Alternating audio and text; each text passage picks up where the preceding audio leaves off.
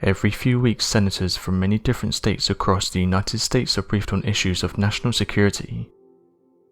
Many of these talks could discuss possible civil unrest, issues currently happening around the world, issues with economic turmoil and impact of locally owned businesses, possible threats against locations, or even investigations headed by the Federal Bureau of Investigations about possible threats made to the lives of the senators themselves.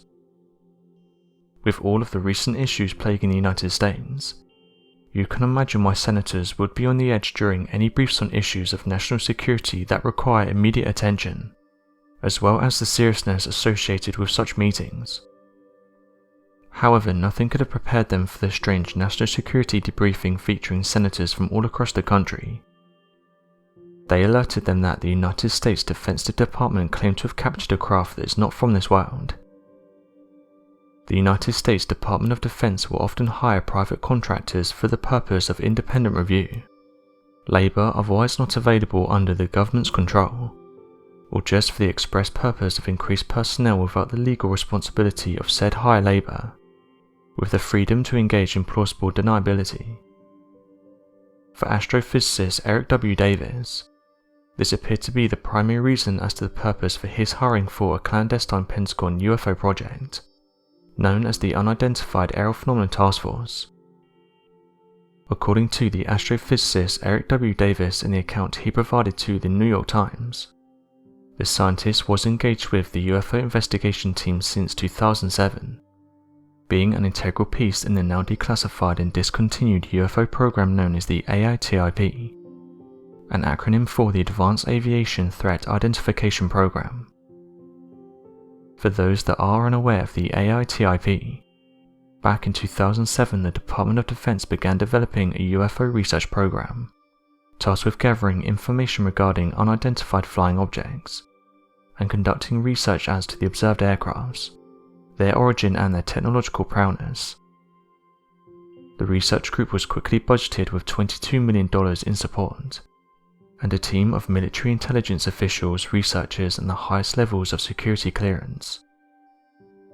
As mentioned, the program itself went by the name of the Advanced Aviation Threat Identification Program, and was given the primary objective of identifying these unidentified flying objects, as to whether or not they are potential threats to national security.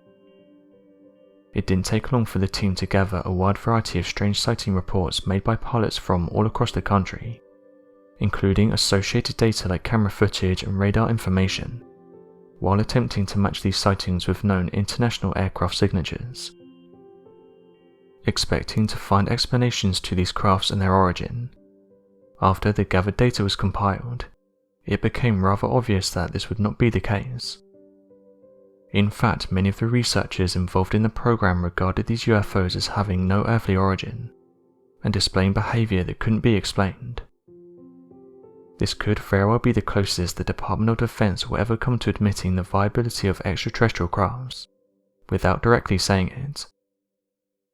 With all this acknowledgement of unidentified crafts, their strange abilities and the potential for extraterrestrial life, it might appear that the Department of Defense and higher intelligence officials might be slowly coming to the consensus of total disclosure regarding the viability of alien contact in classified government projects. However, that could not be further from the case.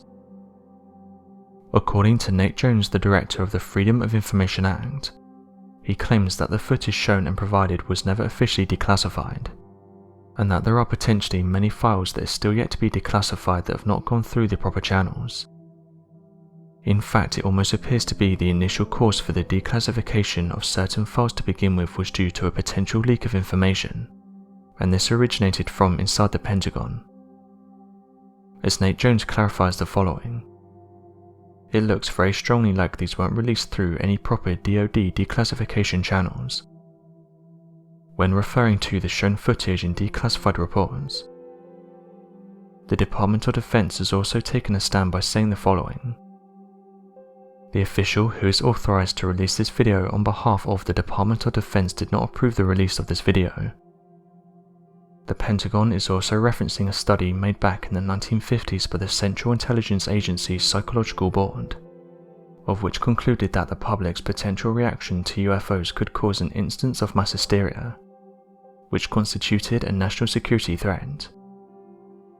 Despite the Advanced Aviation Threat Identification Program being officially discontinued, Eric W. Davis claims the new investigation team, referred to as the Unidentified Aerial Phenomena Task Force, quickly took the place of the AITIP, and this was done within the Office of Naval Intelligence.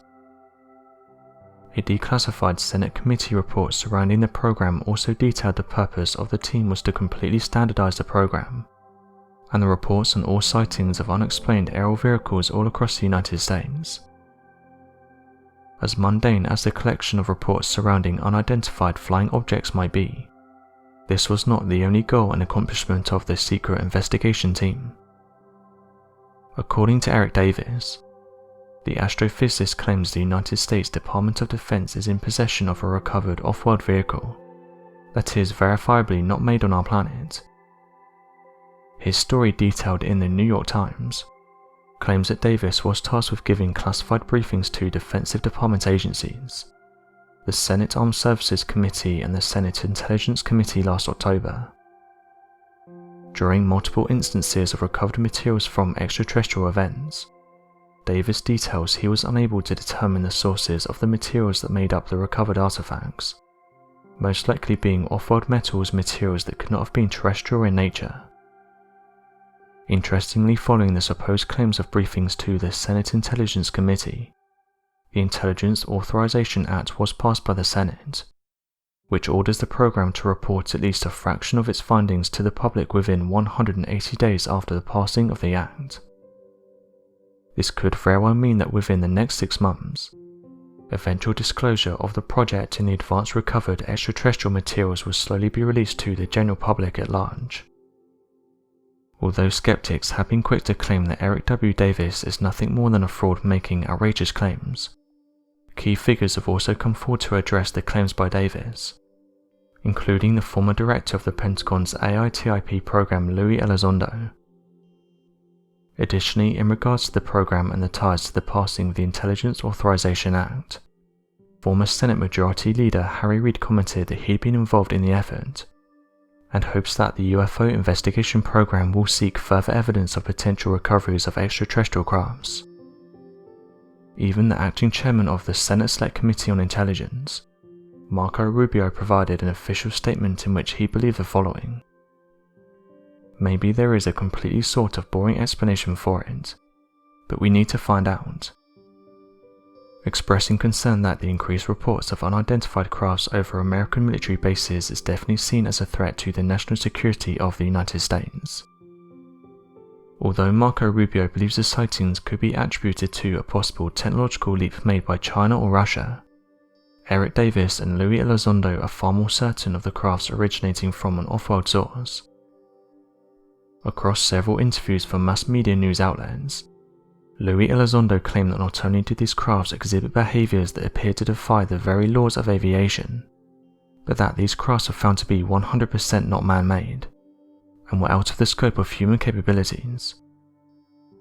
His reasoning for this claim was that the crafts investigated demonstrated hypersonic capabilities that were described as being far beyond the scope that's physically tolerable by a human being, of whom would experience a high amount of G's to the point that would either be fatal or seriously harm them.